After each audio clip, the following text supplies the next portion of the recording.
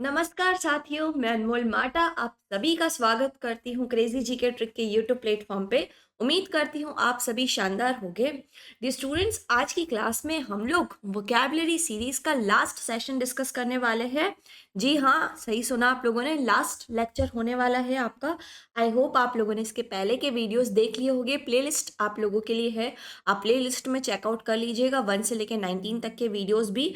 उसमें हमने काफ़ी सारी वोकैबुलरी कवर की है, आप सभी को पता भी है कि हम एक लेक्चर में 5 थीम डिस्कस करते हैं और हर थीम पे कम से कम 10 वर्ड्स याद करने की कोशिश करते हैं। तो भाई, जितने भी स्टूडेंट्स ऐसे हैं जो ये सीरीज को कंटिन्यू फॉलो कर रहे हैं, तो मुझे कमेंट में ज़रूर से आप बताइएगा कि कैसे लगे आप लोगों को हमारे एफर्ट्स, क्योंकि हमने तो अपनी तरफ से आपको 110% बेस्ट मटेरियल देने की कोशिश की।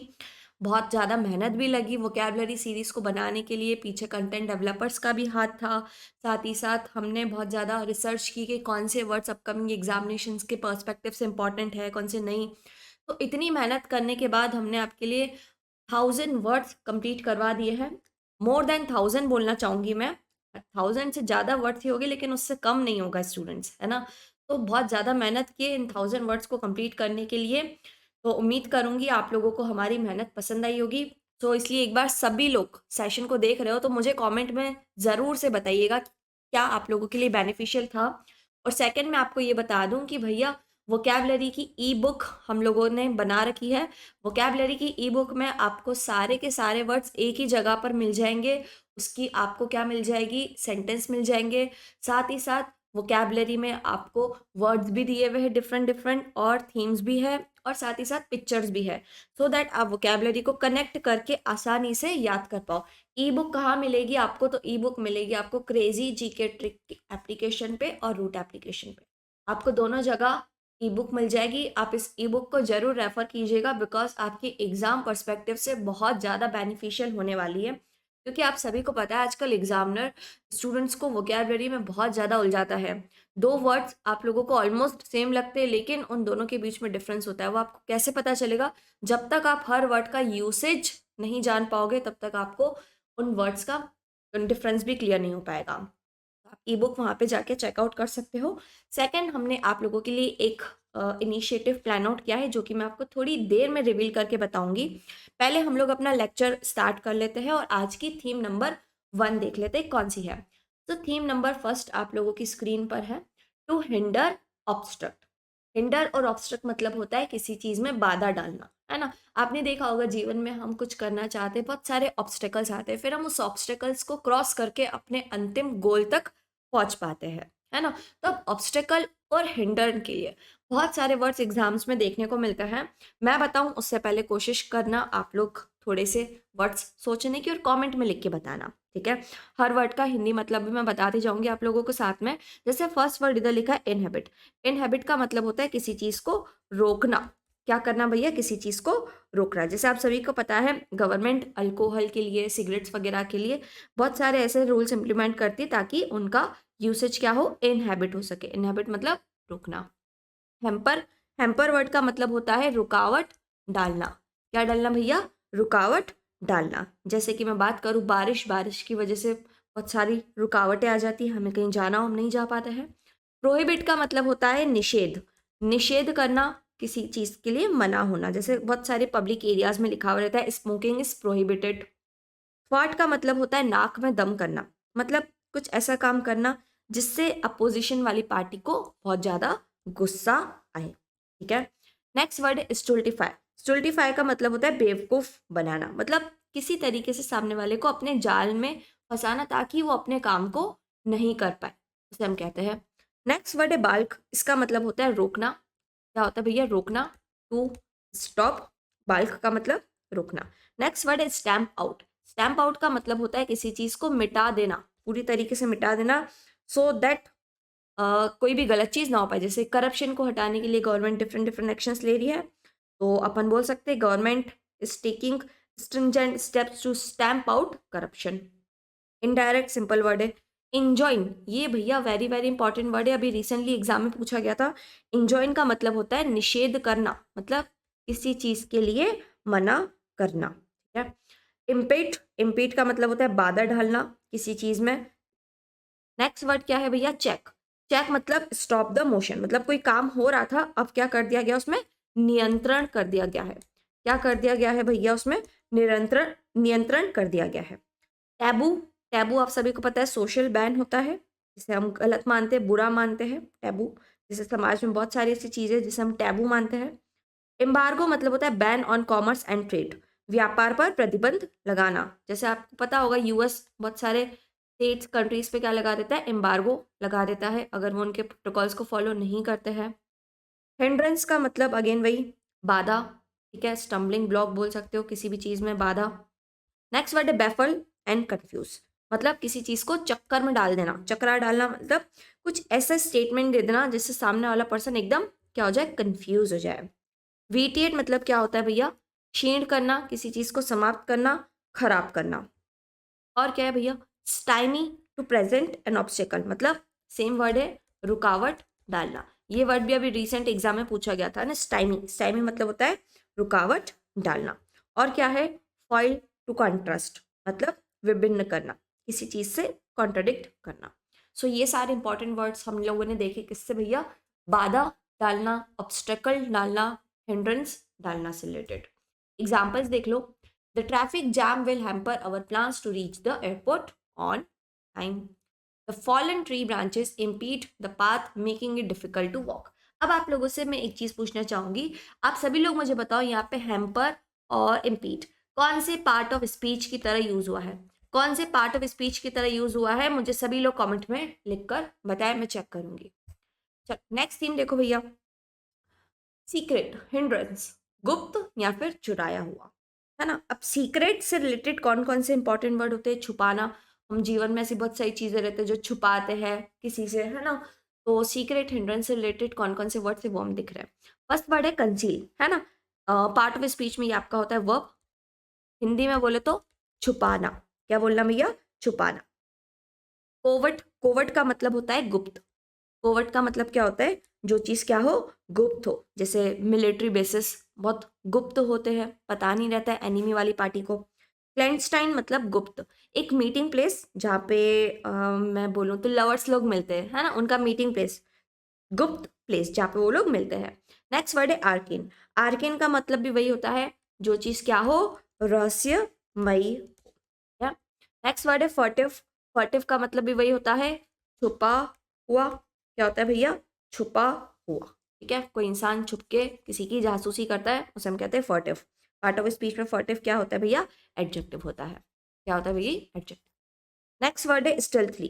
स्टिल्थली का मतलब ये होता है चुपके से, गुप्त रूप से, चुपचाप से। स्नीकिंग, स्नीकिंग मतलब कहीं पर घुस जाना चुपचाप से, जैसे चोर, डाकू, लुटेरे, ये लोग रात के अंधेरे में चुपचाप से घर के अंदर घुसते हैं ना, उसे हम कहते हैं sneaking. Surreptitious, very very important word, अभी रिसेंट एग्जाम में पूछा गया है। प्राइवी, गुप्त सूचना में रहने वाला, मतलब वो इंसान जो कॉन्फिडेंशियल बातें लोगों की छुपा के रखता है उसे हम कहते हैं प्रीवी। विनीत, नीचे। नेक्स्ट क्या है? Eaves dropper. ईव्स ड्रॉपर मतलब वो इंसान जो चुपचाप से किसी की बातें सुनता हो, है ना। ये वर्ड भैया नया देखने को मिला। Peeping Tom were working secretly, मतलब कोई ऐसा इंसान जो सीक्रेटली काम करता हो। बहुत सारी मूवीज वगैरह में आप लोगों ने देखा होगा, जो इंडियन में रॉ के लोग रहते हो चुपचाप से opposite opposite party, opposite country की इंफॉर्मेशन इकट्ठी करके अपने इंडिया, अपनी कंट्री को बचाते हैं, उसे हम वही कहते हैं। हॉट का मतलब होता है टू स्टोर सीक्रेटली, किसी चीज को जमा करना। आप लोगों ने देखा होगा बहुत सारे लोग होते हैं जो कोई चीज महंगी होने वाली होती है तो उसे जमा जमा करके घर में रख लेते हो, सो दैट जब प्राइसेस बढ़े तो ये मार्केट में फिर बेचे, उसे हम कहते हैं होर्डिंग। अंडरग्राउंड मतलब वही गुप्त, अव्यवस्थित तरीके से। Cipher, no identity, zero code, breathless person, मतलब एक अज्ञात व्यक्ति। सब रोसा, इसका मतलब क्या होता है? सीक्रेट इवेंट, कोई गुप्त घटना। कैसी घटना भैया? गुप्त घटना, कोई ऐसी घटना जो चुपचाप में घटी हो, जिसके बारे में किसी को पता ना चले। ठीक है, सो एग्जांपल्स देख लो। The lovers had a clandestine affair keeping it hidden from their families. Okay. The cat made a surreptitious move toward the kitchen to steal a piece of।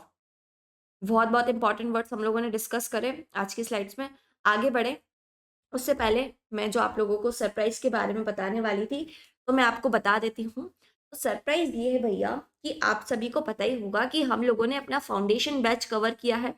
Foundation batch कहाँ पे cover किया है? Root application पे, जिसकी आपको recorded classes available है, आपको video lectures मिल जाएगा, मॉक टेस्ट मिल जाएगा, और साथ ही साथ 1 साल की वैलिडिटी मिलेगी। अब बहुत सारे स्टूडेंट ऐसे होते हैं, उन्होंने कोर्स तो कर लिया होता है, लेकिन भैया उन्हें एग्जाम में दिक्कत होती है, क्वेश्चंस गलत हो जाते हैं। क्यों गलत होते? लैक ऑफ प्रैक्टिस की वजह से। वो प्रैक्टिस नहीं करते प्रॉपर, इस वजह से गलत क्वेश्चन करके आ जाते हैं, एग्जाम का प्रेशर हैंडल नहीं कर पाते हैं, गलत तरीके से क्वेश्चंस को अटेम्प्ट करते हैं। तो हम लोगों ने प्लान किया है कि आप लोगों के लिए एक प्रैक्टिस बैच लॉन्च करें। प्रैक्टिस बैच के अंदर क्या क्या चीज़ें रहेगी तो आपको हम बता दें। इसमें हम एग्जाम पॉइंट ऑफ व्यू से कैसे चीज़ों को सॉल्व करना है वो बताएंगे, किन क्वेश्चंस को अटेम्प्ट करना होता है, कौन से क्वेश्चन स्किप करना चाहिए स्टार्टिंग में, सो दैट एग्जाम में प्रेशर क्रिएट ना हो।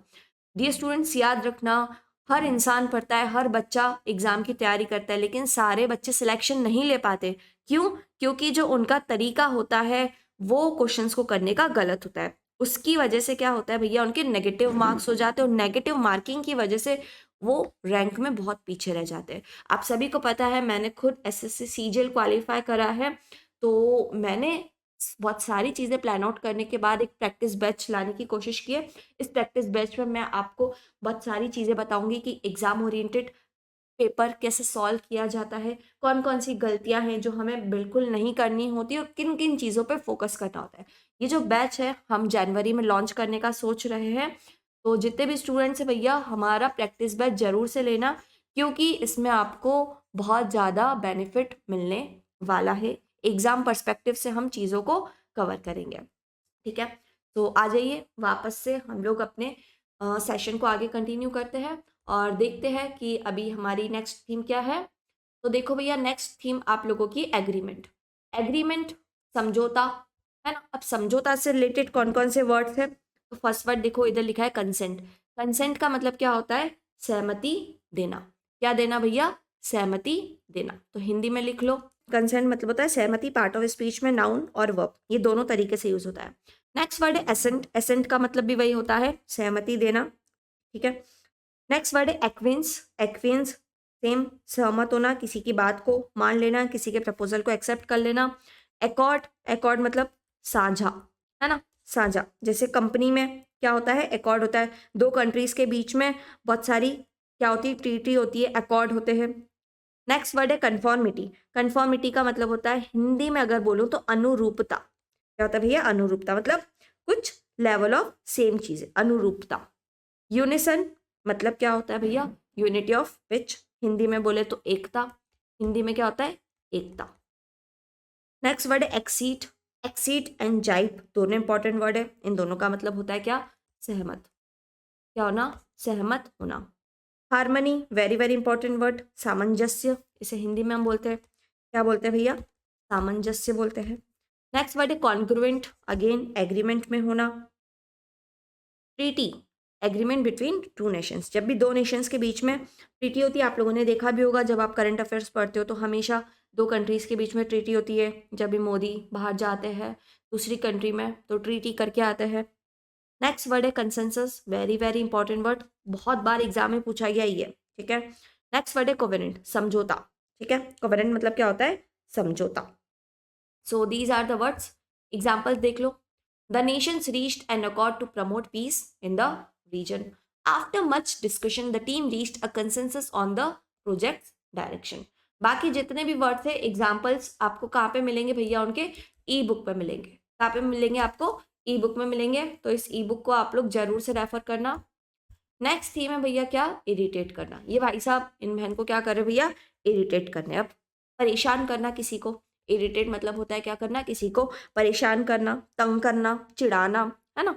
तो फर्स्ट वर्ड इधर क्या लिखा है? पीव। पीव का मतलब हिंदी में अगर बोलूं तो इसका मतलब होता है खीज। खीज क्या होता है भैया? खीज मतलब किसी की बातें आप लोगों ने देखा होगा बहुत परेशान करती है ना। कोई इंसान होता है कंटिन्यूअस इरिटेट करता रहता है, खीज, उसकी बातों से हमें खीज होने लगती है।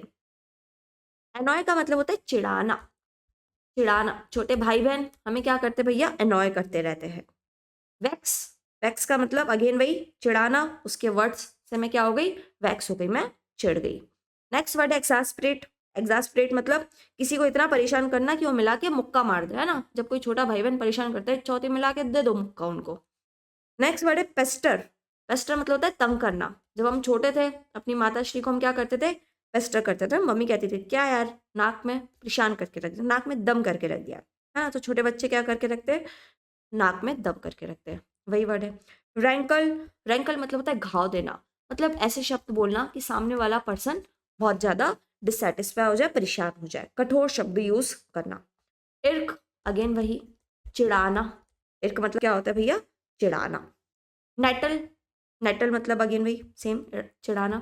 चैगरिन मतलब भी क्या होता है, चिढ़ाना। Enrage, make very angry. ठीक है, एग्जाम्पल्स देख लो।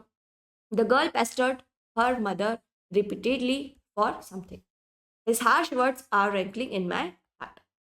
Okay, so the last theme, ये हमारी लास्ट थीम है आज की, क्या है भैया, इमेच्योर।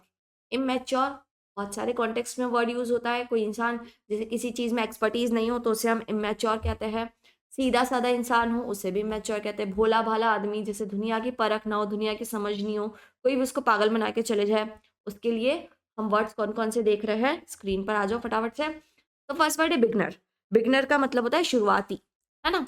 आप जब एग्जाम की तैयारी करते हो तो आप क्या होते हो, बिगनर होते हो। आपको पता नहीं होता है कौन सी चीज़ पढ़नी है, कौन सी चीज़ छोड़नी है ना। वही चीज़ हम आपको प्रैक्टिस बैच में भी बताएंगे कि कौन सी चीज़ें पढ़नी होती है, कौन सी छोड़नी होती है, कैसे स्मार्ट अप्रोच आप लोगों का होना चाहिए ताकि एग्जाम को आप फर्स्ट अटैम्प्ट में ही क्लियर कर लो, है ना। ये सारी चीज़ें मैं आपको प्रैक्टिस बैच में बताऊंगी भाई।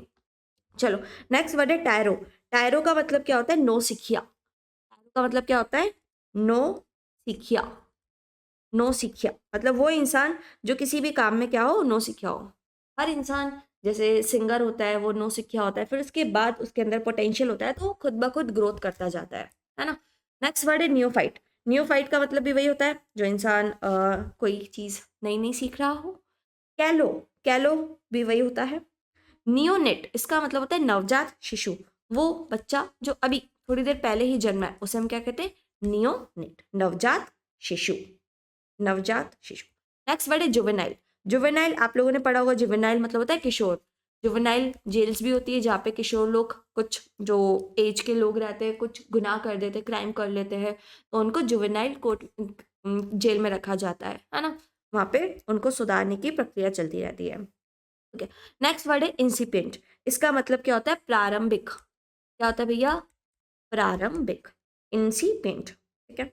अनफ्लेज्ड, हाफ बेक्ड, इन्फेंटाइल, सारे वर्ड्स का मतलब अगेन वही है। ठीक है, क्या, जो छोटा हो। प्यूरिल, ये वही वर्ड भैया बहुत इंपॉर्टेंट है। प्यूरिल का मतलब होता है बचकाना, एग्जाम में कई बार पूछा गया प्यूरिल वर्ड, है ना। Green, youthful plus enthusiastic. रुकी, रिक्रूट, इसका मतलब क्या होता है, सैनिक, नौजवान। जो नए नए सोल्जर्स आर्मी में इंक्लूड होते हैं उन्हें हम कहते हैं रुकी या फिर new recruit. Inchoate, something which is not clear, जो अपनी अविकसित स्टेज में हो, अनडेवलप्ड स्टेज में हो, उससे हम क्या कहते हैं, इनकोहेट। जैसे आपने देखा होगा एक फ्लावर जब उगता है तो उसके पहले उसकी कली होती है छोटी सी, तो अविकसित होती है वो, उसे हम कहते हैं इनकोहेट। डेब्यूट, आप लोगों को पता ही होगा, जो फर्स्ट टाइम अपनी फॉर्मल अपीयरेंस देते हैं। बॉलीवुड में देखा होगा बहुत सारे एक्टर एक्ट्रेस अपनी डिब्यूट फिल्म लेकर आते हैं।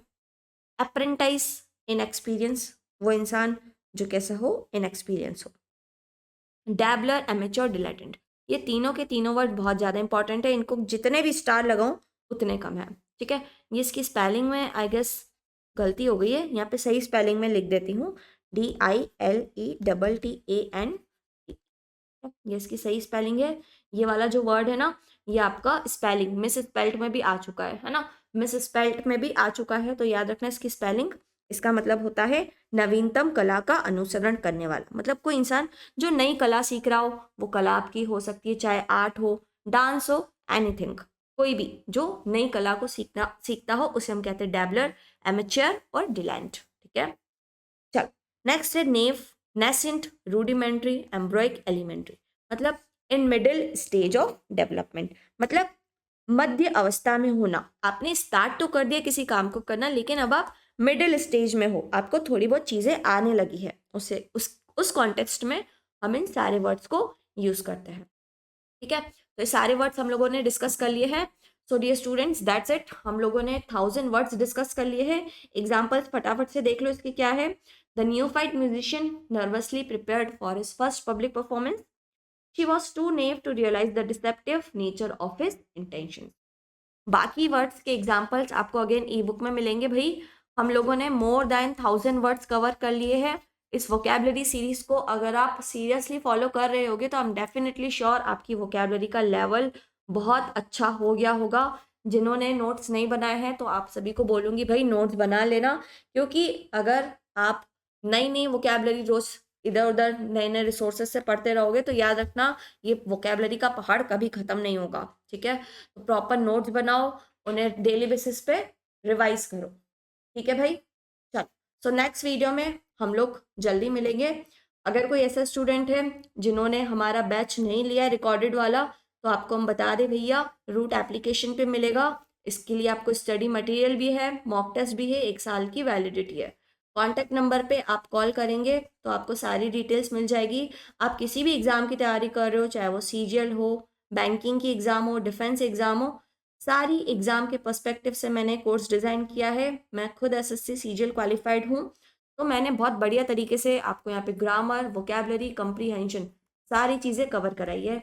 उसके अलावा कोई ऐसा स्टूडेंट है जो फुल टारगेट बैच चाहता है एसएससी का, तो वो भी अवेलेबल है रूट एप्लीकेशन पर। यहाँ पे आपको math, reasoning, English, GS, GK सब कुछ मिल जाएगा। So that's it. सेशन कैसा लगा कमेंट में जरूर मुझे बताइएगा। चैनल सब्सक्राइब नहीं करा हो तो कर लेना। जल्दी मिलेंगे हम लोग नए सेशन में। So good bye everyone and जय हिंद टू ऑल।